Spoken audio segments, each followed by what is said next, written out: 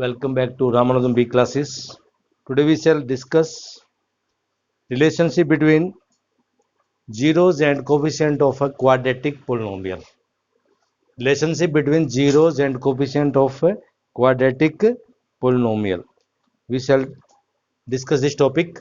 Suppose we are given a quadratic polynomial fx is equal to ax square plus bx plus c, provided a is not equal to 0. A must not be equal to 0. Why? Because if a is 0, then it is no more a quadratic polynomial. Suppose alpha and beta.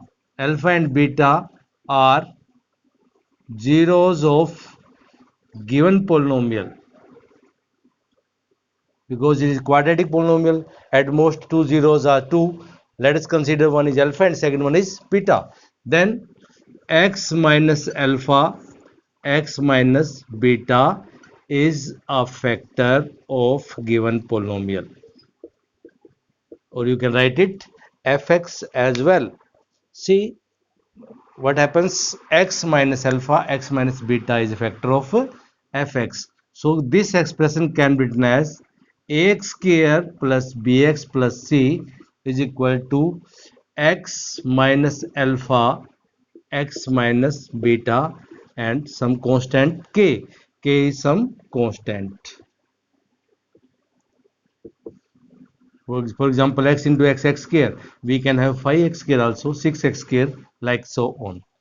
If we multiply these two, what do you get? X square plus bx plus c, k, x square minus alpha plus beta into x plus alpha beta.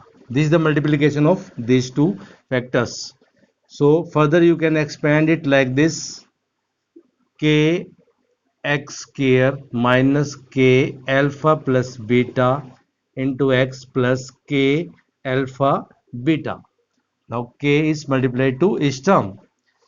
Comparing coefficients. Let's compare coefficients. Comparing coefficients, x square, it means a is equal to k. B is coefficient of x. B is coefficient of x. What is coefficient of x? Minus k alpha plus beta.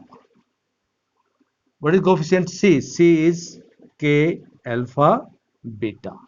Now from here you can find alpha plus beta b by minus k. Alpha plus beta is what? Sum of zeros. Sum of zeros. Replace k by a. What do you get?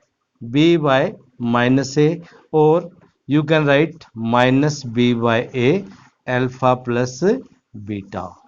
The sum of 0 is minus b by a. This way you have to find sum of zeros. Now switch over to this alpha. C is equal to k alpha beta. Alpha beta becomes product of zeros. It becomes c by k. Again replace k by a. What do you get? C by a alpha beta.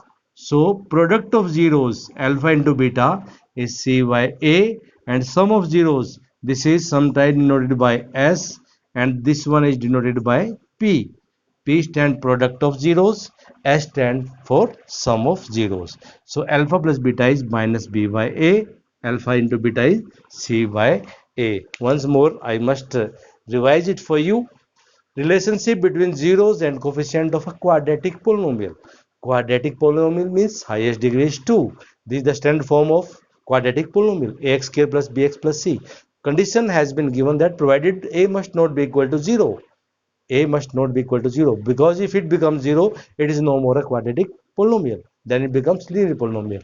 Alpha beta are zeros of the given polynomial. Let us suppose alpha and beta, two zeros are there, which will make the given polynomial 0.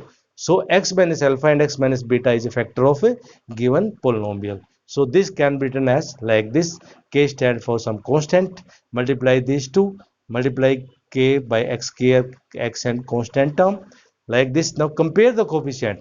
When we compare the coefficient, coefficient of x square is k, coefficient of x square is a is equal to k, b is equal to minus k alpha plus beta, c is equal to k alpha beta. From here you can deduce alpha plus beta. replace this one, or you can transpose this to this side, b by minus k. Again k is replaced by a, so alpha plus beta becomes minus b by a. I think this is clear to you. Alpha plus beta stands for sum of zeros of a quadratic polynomial. Alpha plus beta is sometimes expressed as S, capital S.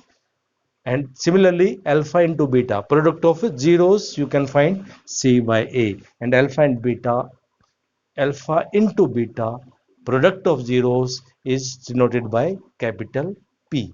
I think this is clear to you. Thank you for watching. Stay fit.